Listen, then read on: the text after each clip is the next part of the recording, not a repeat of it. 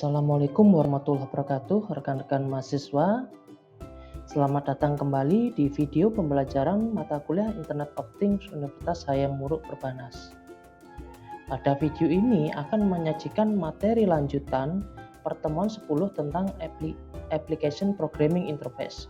Namun, kita akan membahas keamanan atau jenis-jenis serangan yang terjadi ketika mengirimkan informasi melalui API. Sebelum masuk ke materi, saya menginformasikan bahwa di video ini akan ada beberapa soal dalam bentuk pilihan ganda yang harus rekan-rekan mahasiswa kerjakan.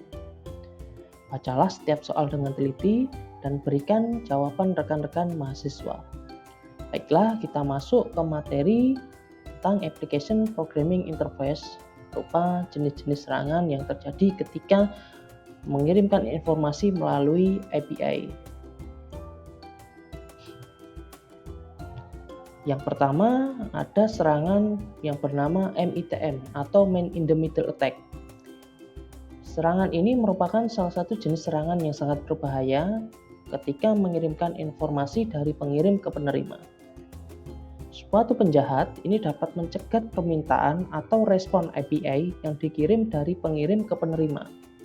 Kemudian dicuri untuk dimodifikasi datanya atau diubah datanya, sehingga data yang dikirim dari pengirim ini akan sampai pada penerima dengan data yang tidak sesuai.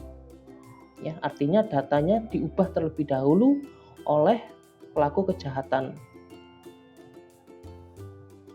Yang berikutnya adalah DOS atau Denial of Service, yang merupakan serangan yang mengirimkan sejumlah permintaan API yang membuat server melambat.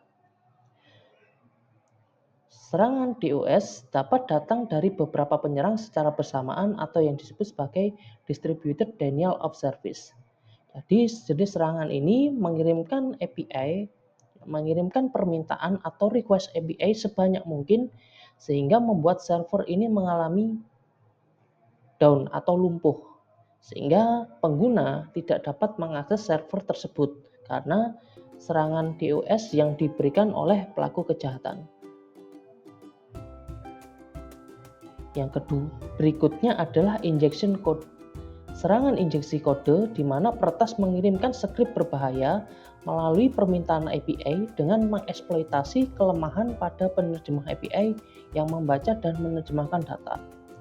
Ini dilakukan untuk menyisipkan informasi palsu, menghapus data atau mengganggu fungsionalitas aplikasi. Lantas bagaimana supaya perangkat-perangkat IoT aman dari serangan-serangan pelaku kejahatan?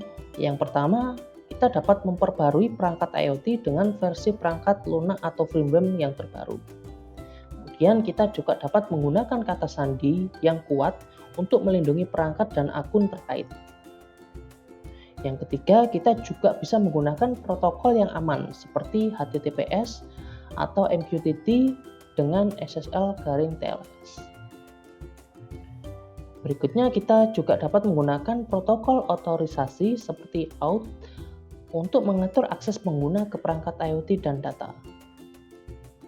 Langkah kelima, kita memastikan firewall dan perangkat keamanan jaringan lainnya dikonfigurasi dengan baik sehingga lalu lintas data atau lalu lintas yang mencurigakan dapat terdeteksi atau dapat diblok.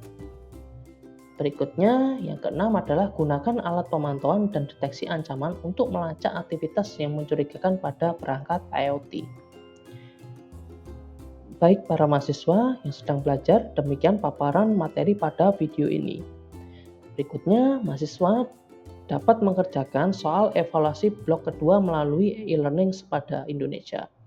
Sekian dan terima kasih. Wassalamualaikum warahmatullahi wabarakatuh.